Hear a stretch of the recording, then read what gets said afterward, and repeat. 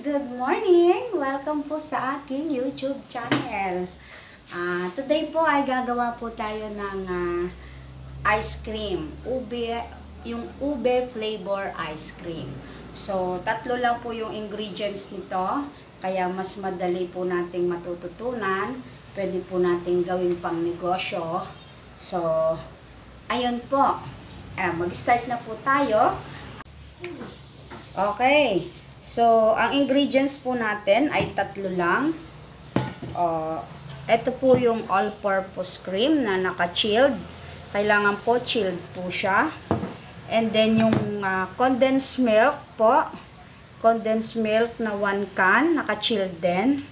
And then itong ube FLAVORADE. So, 1 tablespoon lang po yung ube nito, yung gagamitin natin. Okay? So, ang gagawin po natin, ilalagay natin dito sa malaking bowl. Yan. Lagay po natin dyan. And then, kuha na po tayo ng ating mixer. Ayan. Sa mixer po, lalagay natin to. Ayan. Okay. So, ganyan lang po. Dahan-dahan lang po ha.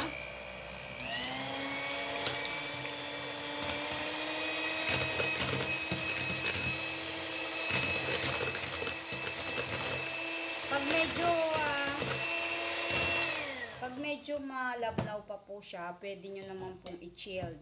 Kaya ilagay sa freezer.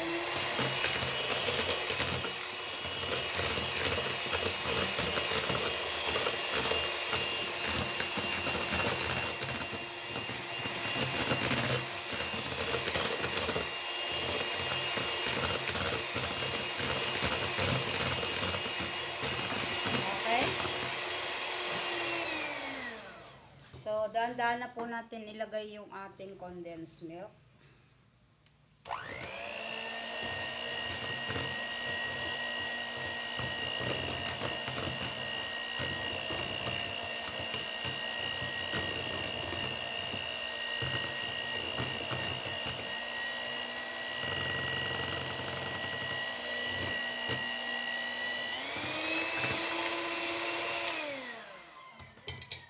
Ayan. Pag hindi pa po okay siya, pwede nyo pong i-freezer uli. Para kung medyo runny po, ganun, or hindi pa po siya stable, pwede nyo pong i-freezer para tumigas pa siya konti. Ayan, ganun. Ito, pinapakita ko lang dito kung in case na mag-runny po yung inyong mixture.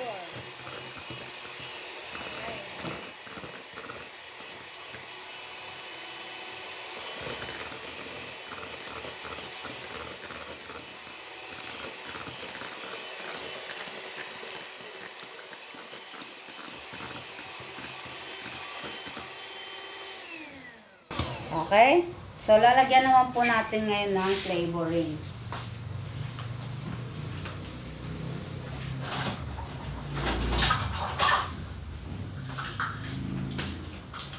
One tablespoon lang po para, and then mag-ready na po kayo ng inyong pouch. Ayan ang inyong tag dyan, yung lalagyanan ng ice cream. So, 1 tablespoon lang po nito. Ayaw niya.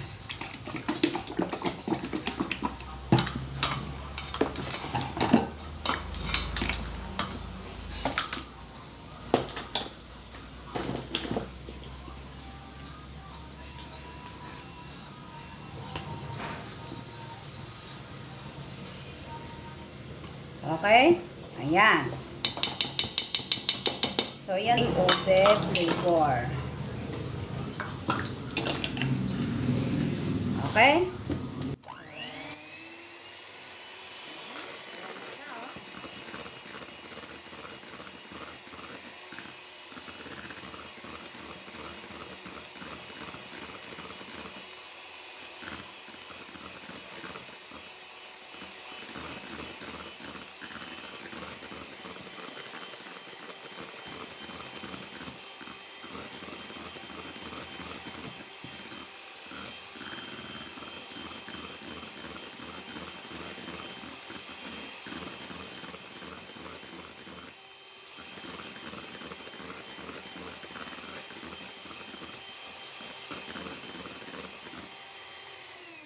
So, dito, medyo runny pa siya, hindi pa siya pwede. So, ang gagawin po natin yan ay ilalagay natin sa freezer para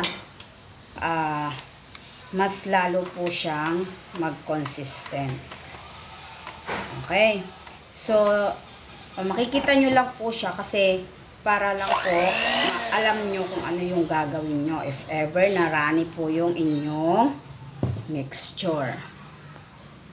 So, i-freezer nyo po until po siya tumigas, siguro mga 1.5 hour or 1 oras. Tapos balik tayo, ha? Okay guys, so eto na po yung ating mixture. Matigas na siya. After 1 hour na nilagay ko sa ref. Sa freezer pala. Okay. So, mayroon po ako ditong container ng ice cream. Actually, ice cream talaga to. Ayan. Pinaglalagyan lang namin. So, i-transfer nyo lang po dito pag ganyan. Para, tapos ipi-freezer nyo po.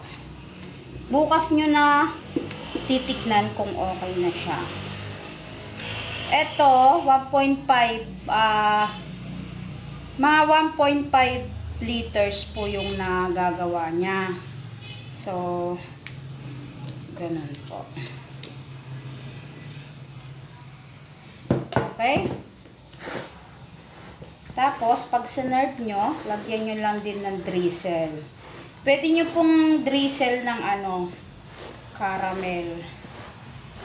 Bukas, hintayin po natin ito. Ipi-freezer natin. Bukas po ng umaga, titignan po natin siya kung okay na po siya. Tapos, papakita ko po sa inyo kung okay siya. Okay. So, ayan po. Okay guys, ito na po ang ating ice cream ube flavor. Nilagyan ko siya ng caramel for drizzle at saka lalagyan natin ito. Almond flakes po ito. Yan. So, ito na ang ating ube ice cream. Ayan. Picture mo. So, ayan guys. Thank you for watching. Kung hindi pa po kayo nag-subscribe, i-subscribe nyo na po ako, i-follow at i-share para po sa mas maraming kaalaman dito sa ating channel. Sa next day naman po, gagawa naman po tayo ng ibang pagkakakitaan. So, stay tuned lang po kayo palagi and click nyo po yung subscribe at saka notification bell. So, para ma-notify po kayo pag mayroon pong bagong mga video. Okay po, thank you for watching.